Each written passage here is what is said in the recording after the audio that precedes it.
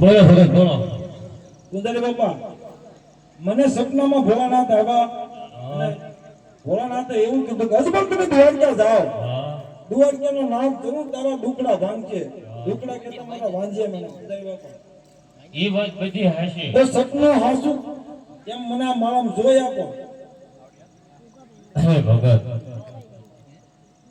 અહીંયા 20 વર્ષ વહી ગયા, મને કોઈ એવા સપના ના આવ્યા ને તમે ઘડીકમાં સપના આવવા મળ્યા.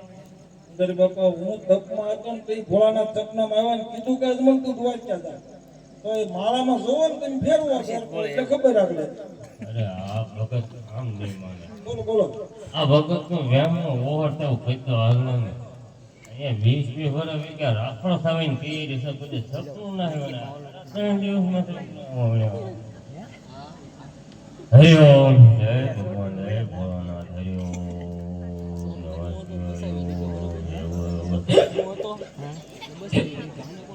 એટલે હે ભગત,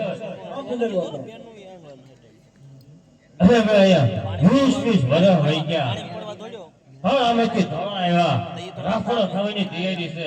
કોઈ જે મને સપનું આવું નથી અને કહેતો વળે હું છું ખરા 3 દિવસમાં અંદર તાપ કર્યું છે. તારું સપનું હાસું છે ભગત? હાસું ને કીધું. હાસું છે ભગત. હવે જાવું છે દ્વારકા. હા હાલો દ્વારકા. દ્વારકા ભગત આવવાનું જ હોય ને? આવવાના થાય ને. શેમાં? ભૈયા છે મારે ભાઈ જ ને ટ્રેન ઓખા બાંધા જેવા પણ પીછલા ડબ્બા હે ને એમાં આ દોસ્ત ભેગા થવું પડે. હરિઓમ જય ભગવાન જય ભોળાનાથ.